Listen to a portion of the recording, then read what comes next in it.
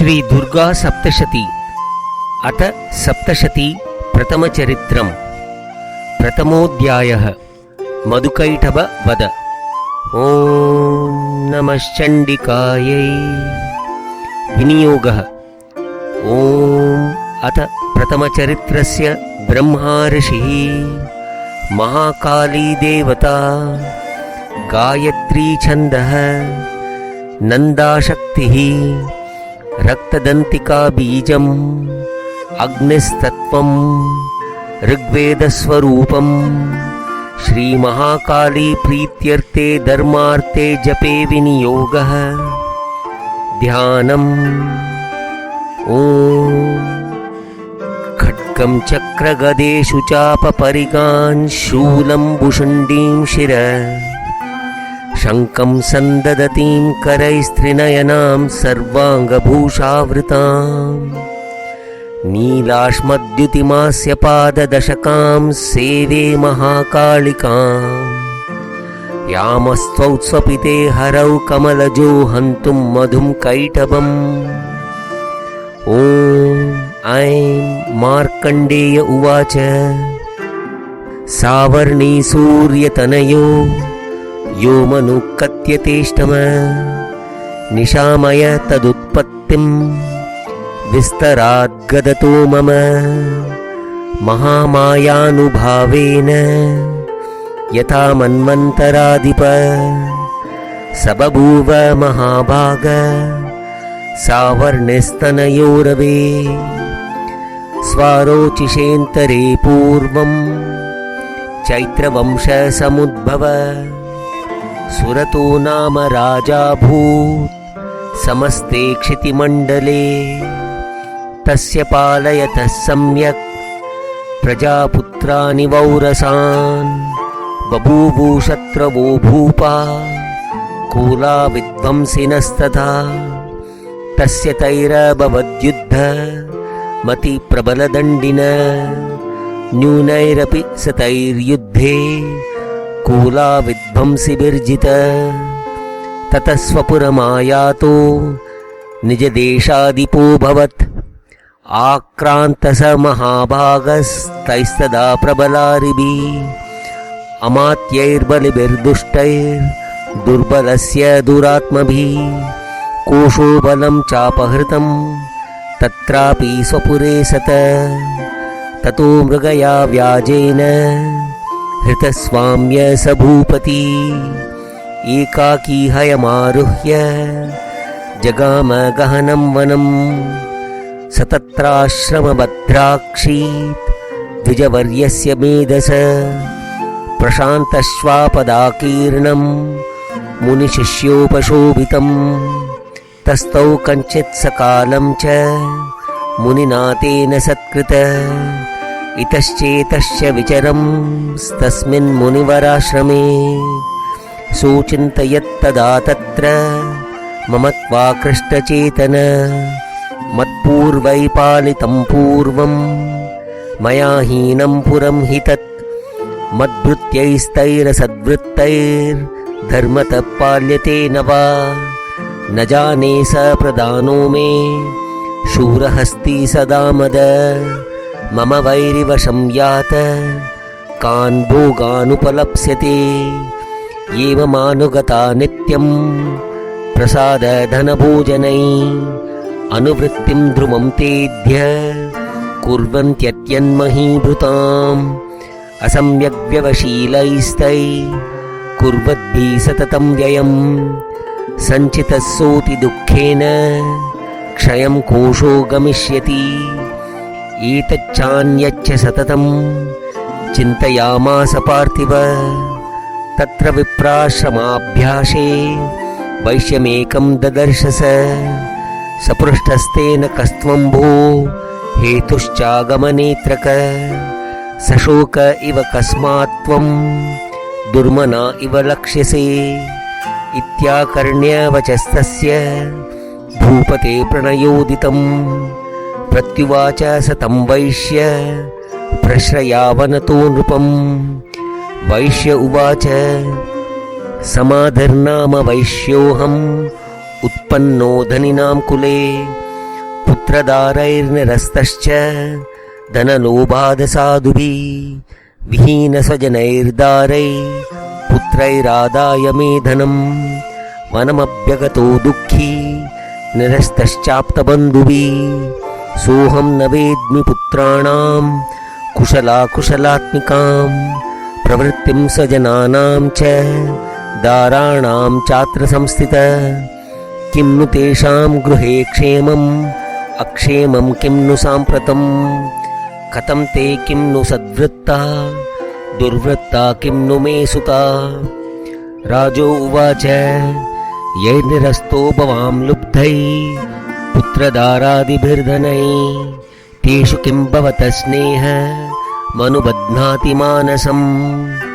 वैश्य उवाच एवमेतद्यथा प्राह भवानस्मद्गतं वच किं करोमि न बध्नाति मम निष्ठुरतां मन यै संत्यज्य पितृस्नेहं धनलुब्धैर्निराकृत पतिस्वजनहार्दं च हारितेष्वेव मे मन किमेतन्नाभिजानामि जानन्नपि महामते यत्प्रेमप्रवणं चित्तं विगुणेष्वपि बन्धुषु तेषां कृते मे निःश्वासो दौर्मनस्यं च जायते करोमि किं यन्न मनस्तेष्वप्रीतिषु निष्ठुरम्।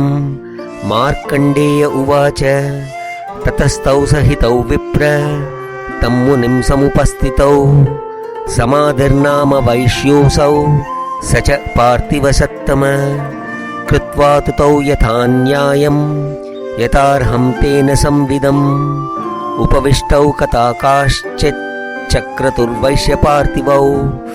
राजो उवाच भगवं स्वामहं प्रष्टुम् इच्छामि एकं वदस्व तत् दुःखाय यन्मे मनस स्वचित्ता यत्ततां विना मम त्वं गतराज्यस्य राज्याङ्गेष्वखिलेष्वपि जानतोऽपि यथाज्ञस्य किमेतन्मुनिसत्तम अयं च निकृतपुत्रैर्दारैर्भृत्यैस्ततोज्झित स्वजनेन च सत्यन्तस्तेषु हार्दी तथाप्यति एवमेव तथाहं च द्वावप्यत्यन्तदुःखितौ दृष्टदोषेऽपि विषये मम त्वाकृष्टमानसौ तत्किमेतन्महाभाग यन्मोहो ज्ञानिनामपि ममास्य च भवत्येषा विवेकान्दस्य मूढता। ऋषिरुवाच ज्ञानमस्ति समस्तस्य जन्तोर्विषयगोचरे विषयश्च महाभाग याति चैवं पृथक् पृथक् दिवान्दा प्राणिनः केचिद् रात्रावन्दास्तथा परे केचिद्दिवा तथा रात्रौ प्राणिनस्तुल्यदृष्टय ज्ञानिनो मनुजा सत्यं किं तु तेन हि केवलम् यतो हि ज्ञानिनः सर्वे पशुपक्षीमृगादय ज्ञानं च तन्मनुष्याणां यत्तेषां मृगपक्षिणां मनुष्याणां च यत्तेषां तुल्यमन्य तथोभयो ज्ञानेऽपि सति पश्यैतान् पतङ्गाच्चावचञ्चुषु कणमोक्षाद्धृतान् मोहात् पीड्यमानानपि क्षुधा मानुषा मनुजव्याघ्र साभिलाषा सुतान् प्रति लोभात् प्रत्युपकाराय नन्वेतान् किं न पश्यसि तथापि ममता वर्ते मोहगर्ते निपातिता महामाया प्रभावेण संसारस्थितिकारिणा तन्नात्र विस्मयकार्यो योगनिद्रा जगत्पते महामाया हरेश्चैषा तया सम्मोह्यते जगत् ज्ञानिनामपि चेतांसि देवी भगवती हि सा बलादाकृष्य मोहाय महामाया प्रयच्छति तया विसृज्यते विश्वं जगदेतच्चराचरं सैषा प्रसन्ना वरदा नृणां भवति मुक्तये सा विद्या परमा मुक्तेर्हेतुभूता सनातनी संसारबन्धहेतुश्च सैव सर्वेश्वरेश्वरी। राजो उवाच भगवन् काहि सा देवी महामायेति यां भवान् ब्रवीति कथमुत्पन्ना सा कर्मस्याश्च किं द्विज। यत्प्रभावा च सा देवी यत्स्वरूपा यदुद्भवा तत्सर्वं श्रोतुमिच्छामि त्वत्तो ब्रह्मविदाम्बर।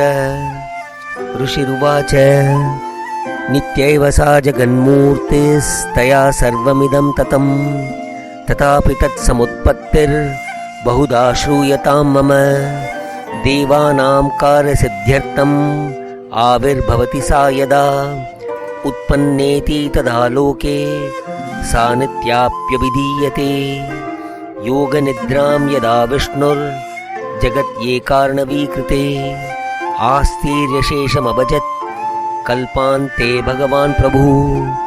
तदा द्वावसुरौ घोरौ विख्यातौ मधुकैटभौ विष्णुकर्णमलोद्भूतौ हन्तुं ब्रह्माणमुद्यतौ।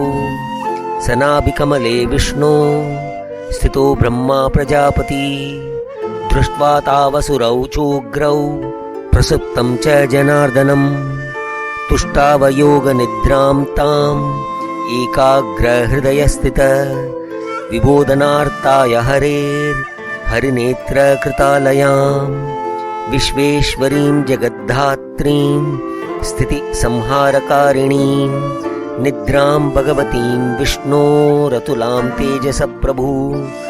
ब्रह्मो उवाच त्वं स्वाहा त्वं स्वदा त्वं हि वषट्कार स्वरात्मिका सुधा त्वमक्षरे नित्ये त्रिधा मात्रात्मिका स्थिता अर्धमात्रा स्थिता नित्या यानुच्चार्या विशेषतः। त्वमेव सा त्वं सावित्री त्वं देवी जननी परा त्वयैतद्धार्यते विश्वं त्वयैतत्सृज्यते जगत् त्वयैतत्पाल्यते देवी त्वमत्स्यन्ते च सर्वदा। विसृष्टौ सृष्टिरूपा त्वं स्थितिरूपा च पालने तथा संहृतिरूपान्ते जगतोऽस्य जगन्मये। महाविद्या महामाया महामेधा महास्मृति महामोहा च भवति महादेवी महासुरी। प्रकृतिस्त्वं च सर्वस्य गुणत्रयविभाविनी कालरात्रिर्महारात्रिर्मोहरात्रिश्च दारुणा। त्वं श्रीस्त्वमीश्वरी त्वं ह्रीस्त्वं बुद्धिर्बोधलक्षणा लज्जापुष्टिस्तथा तुष्टिस्त्वं शान्तिक्षान्तिरेव च। खड्गिनी शूलिनी घोरा गदिनी चक्रिणी तथा शङ्किनी चापिनी बाणा भुषण्डी परिघायुधा। सौम्या सौम्यतरा शेष सौम्येभ्यस्त्वति सुन्दरी परापराणां परमा त्वमेव परमेश्वरी। यच्च किञ्चित् क्वचित् वस्तु सद्सद्वाखिलात्मिके तस्य सर्वस्य या शक्ति सा त्वं किं स्तूयसे तदा। यया त्वया जगत्सृष्टा जगत्पात्यत्ति यो जगत् सोऽपि निद्रावशं नीत कस्त्वां स्तोतुमिहेश्वर। विष्णुशरीरग्रहणमहमीशान एव च कारितास्ते यतो तस्त्वां कस्तोतुं शक्तिमान् भवेत्। सा त्वमित्थं प्रभावैस्वैरुदारैर्देवी संस्तुता मोहयैतौ दुरादर्शा वसुरौ मधुकैटभौ। प्रबोधं च जगत्स्वामी नीयतामच्युतो लघु बोधश्च क्रियतामस्य हन्तुमेतौ महासुरौ। ऋषिरुवाच एवं स्तुता तदा देवी तामसी तत्र वेदसा विष्णो प्रबोधनार्ताय निहन्तुं मधुकैटभौ। नेत्रास्य नासिका बाहु हृदयेभ्यस्ततो रस निर्गम्य दर्शने तस्थौ ब्रह्मणो व्यक्तजन्मन। उत्तस्थौ च जगन्नाथस्तथा मुक्तो जनार्दन एकार्णवे हि शयनात् ततः ददृशे च तौ मधुकैटभौ दुरात्मानावति वीर्यपराक्रमौ।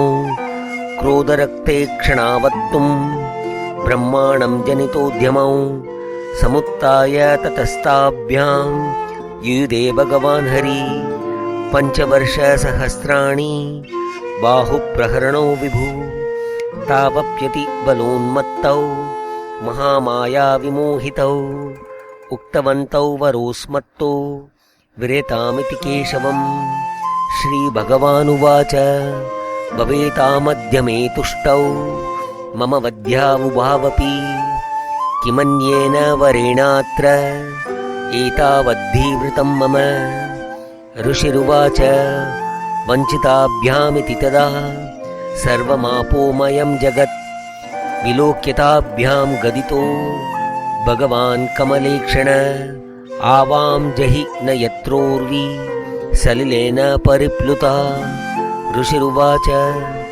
तथेत्युक्त्वा भगवता शङ्खचक्रगदाभृता कृत्वा चक्रेण वैच्छिन्ने जगने शिरसीतयो एवमेषा समुत्पन्ना ब्रह्मणा संस्तुता स्वयं प्रभावमस्या देव्यास्तु भूयः शृणु वदामि ते ऐं ॐ इति श्रीमार्कण्डेयपुराणे सावर्णिके मन्वन्तरे देवीमाहात्म्ये प्रथमोऽध्यायः। ॐ